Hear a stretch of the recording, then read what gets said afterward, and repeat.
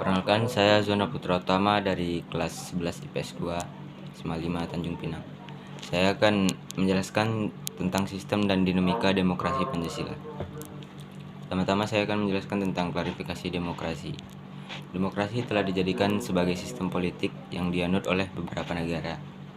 Meskipun demikian, dalam pelaksanaannya pasti berbeda-beda, bergantung dari sudut pandang masing-masing. Keanekaragaman sudut pandang inilah yang membuat demokrasi dapat dikenal dari berbagai macam bentuk. Berdasarkan titik berat perhatiannya, 1. Demokrasi formal, yaitu suatu demokrasi yang menjunjung tinggi persamaan dalam bidang politik tanpa disertai upaya untuk mengurangi atau menghilangkan kesenjangan dalam bidang ekonomi. Bentuk demokrasi ini dianut oleh negara-negara liberal.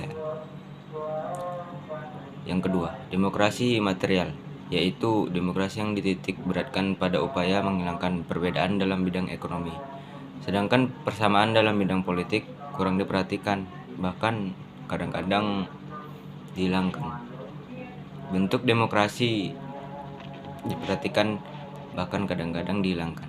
Bentuk demokrasi ini dianut oleh negara-negara komunis. Yang B, berdasarkan ideologi. Yang pertama, demokrasi konstitusional atau demokrasi liberal, yaitu demokrasi yang didasarkan pada kebebasan atau individualisme. Ciri khas pemerintahan demokrasi konstitusional adalah kekuasaan pemerintahannya terbatas, sewenang-wenang terhadap rakyatnya. Kekuasaan pemerintahan dibatasi oleh konstitusi. Yang kedua, demokrasi rakyat atau demokrasi proletar, yaitu demokrasi yang didasarkan pada paham Marxisme komunisme. Demokrasi rakyat menceritakan kehidupan yang tidak mengenal kelas sosial maupun dibebaskan dari kriterianya kepada pemilikan pribadi tanpa ada pemindasan. Semua paksaan. Akan tetapi untuk mencapai masyarakat tersebut, apabila diperlukan, dapat dilakukan dengan cara paksa atau kekerasan. Menurut Cranenburg, demokrasi rakyat lebih mendewakan pemimpin. Sementara menurut pandangan Miriam Budiarjo, komunisme tidak hanya merupakan sistem politik, tetapi juga mencerminkan gaya hidup yang berdasarkan nilai-nilai tertentu. Negara merupakan alat untuk mencapai komunisme, dan kekerasan dipandang sebagai alat yang sah.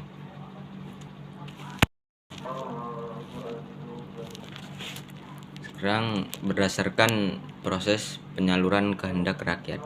Yang pertama, demokrasi langsung, yaitu demokrasi yang mengikutsertakan setiap warga negaranya dalam pemusyawaratan untuk menentukan kebijaksanaan umum negara atau undang-undang secara langsung. Yang kedua, demokrasi tidak langsung, yaitu paham demokrasi yang dilaksanakan melalui sistem perwakilan. Penerapan demokrasi seperti ini berkaitan dengan kenyataan suatu negara yang jumlahnya penduduknya semakin banyak, wilayahnya semakin luas, dan permasalahan yang dihadapinya semakin rumit dan kompleks. Demokrasi tidak langsung atau demokrasi perwakilan biasanya dilaksanakan melalui pemilihan umum. Yang ketiga, ada prinsip-prinsip demokrasi. Berbicara mengenai demokrasi tidak akan terlepas dari pembicaraan tentang kekuasaan rakyat. Seperti yang diungkapkan pada bagian sebelumnya, bahwa demokrasi merupakan pemerintahan dari rakyat, oleh rakyat, dan untuk rakyat. Secara eksplisit ditegaskan bahwa rakyatlah pemegang kekuasaan yang sebenarnya. Demokrasi sebagai sistem politik yang saat ini dianut oleh sebagian besar negara di dunia tentu saja memiliki prinsip-prinsip yang berbeda dengan sistem yang lain. Menurut Henry Mayo, sebagaimana dikutip oleh Miriam Budiarjo dalam bukunya yang berjudul Dasar-Dasar Ilmu Politik, mengungkapkan Budiarjo dalam demokrasi yang akan mewujudkan suatu sistem politik yang demokratis. Adapun prinsip-prinsip tersebut sebagai berikut. Yang pertama, menyelesaikan perselisihan dengan damai dan secara melembaga. Yang kedua, menjamin terselenggaranya perubahan secara damai dalam suatu masyarakat yang sedang berubah. Yang ketiga, menyelenggarakan pergantian pemimpin secara teratur. Demikian hasil kesimpulan saya. Mohon dimaafkan ketika ada kesalahan kata. Terima kasih.